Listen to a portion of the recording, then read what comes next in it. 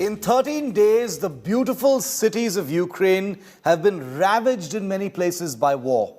And in our next set of storytelling, in the images you're about to see, we show you the damage and destruction caused by the conflict in Ukraine's biggest cities. For instance, in Zhytomyr of Ukraine, just west of Kyiv, it's a story of destruction all round. On the left-hand side of your screen is what this beautiful city looked like before this crisis began. And now residents have gotten used to loud explosions. The latest is that of an oil depot going up in flames after an airstrike. This is Zhytomyr earlier and what it looks like now. Let's now show you what Hostomel, another suburb of Kyiv, looked like before and what it looks like now. This particular area in the Kyiv metropolitan area, another suburb, was hit badly by Russian airstrikes. Multiple residential buildings caught fire after back-to-back attacks. Pictures on your screen of buildings where the fire has been raging for many, many hours. On the left, what the city of Hostomel usually looks like. And another satellite town of Kyiv, Bucha, on the suburbs of the capital, turned into a ghost town. After repeated shellings have reduced residential building to debris, the people who were stranded are now on their way out of this town. Smoke coming out of vehicles, dilapidated buildings, abandoned neighborhoods, burnt trees paint a picture of destruction. Contrast it with what Bucha looked like before the crisis.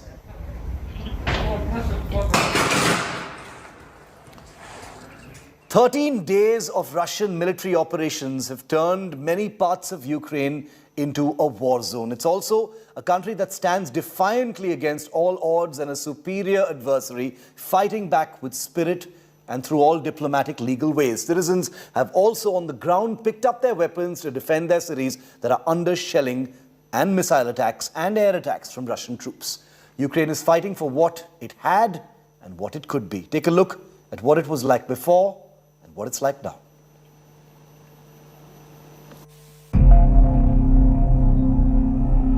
Zaporizhzhia is a city in southeastern Ukraine on the banks of the Dnieper River. As per 2021, the city had a population of 722,713. It is also the site of Ukraine's largest nuclear power plant, now captured by Russian forces. Close to 2 weeks of Russian invasion has forced the inhabitants of the city to flee the war and destruction for safety. But Yulia couldn't. She had to stay back to take care of her ailing mother. But she sent her 11-year-old son on a 1,000-kilometer journey on his own to Slovakia. My name is Yulia Volodymyrivna Pisichka. I want to express my sincere gratitude to all the Slovak customs officers and the volunteers in Slovakia who cared for my son. They helped him to cross the border on his own. Zaporizhzhia Oblast, or the district, is known for its heavy industry. But with the Russian invasion, the city and the district now wears the look of a war zone. Kharkiv, in the northeast of Ukraine, was the first capital of the Soviet Socialist Republic of Ukraine. In January 1934, the capital was relocated to Kyiv. During World War II, 4 battles took place for control of Kharkiv. Nearly 1/3 of Kharkiv's population became slave workers for Germans, while 30,000 were executed and nearly 100,000 people starved to death during the Nazi occupation of World War II. Post-war, Kharkiv was rebuilt in the architectural style of Stalinist classicism. In the next 3 decades, Kharkiv became the 3rd largest scientific and industrial center of the former USSR. In independent Ukraine, Kharkiv became the 2nd largest city after Kyiv. Russian tanks and shelling has left deep scars all across the city.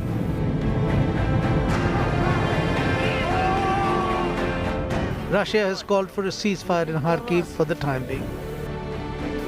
On the Dnieper River, the capital city of Ukraine, with a population of 2,962,118, woke up in disbelief to the sound of sirens on 24th of February.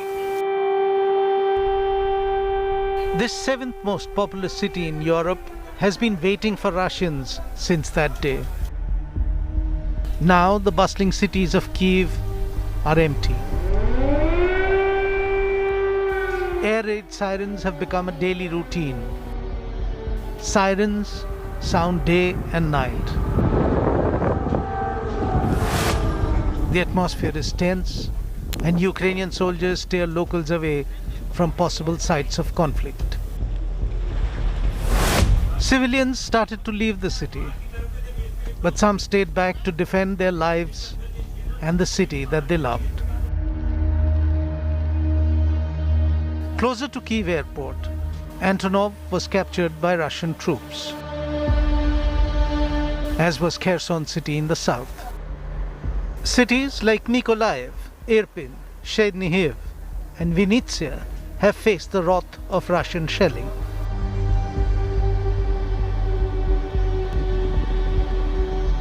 Всім добрий вечір. Лідер фракції тут, голова Офісу президента тут. Good evening, everyone. Everyone from the Ukrainian leadership is here. Our troops are here. Citizens are here. All of us here are protecting the independence of our nation. Glory to our defenders. Glory to Ukraine. Glory to heroes. Нашу державу. І так буде й далі. Слава нашим захисникам, слава нашим захисницям. Слава Україні! Ми не пробачимо розстріли. We will not forgive the shootings of unarmed people, the destruction of our infrastructure. We won't forgive hundreds and hundreds of victims, thousands and thousands of sufferings. And God won't forgive, not today, not tomorrow, never. Ні завтра, ніколи. But the war carries on.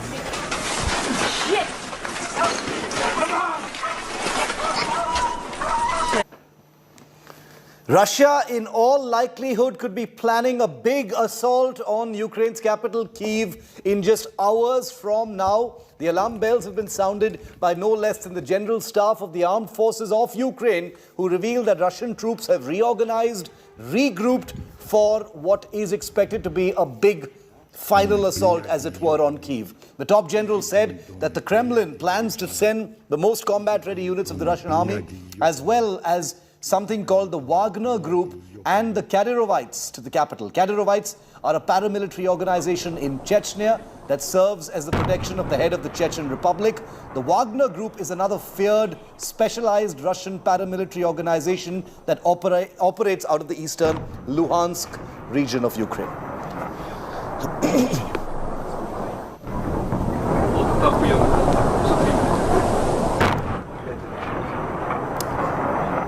And amidst this heightened tension around the city of Kyiv, the city's most important and protected residents, the president of Ukraine, Volodymyr Zelenskyy, has remained or tried to project a picture of courage and defiance. In his latest video that he's put out on his platforms, President Zelenskyy has dared Russians by defiantly giving out the precise location of the president of Ukraine. He says, I'm right here. He says, I'm in Kyiv. I'm on Bankova Street, adding that he's not in hiding, he hasn't fled to Poland, and he's very much alive, and that he will continue to wage an unrelenting defense of his country. Take a look. Ось вечірній Київ.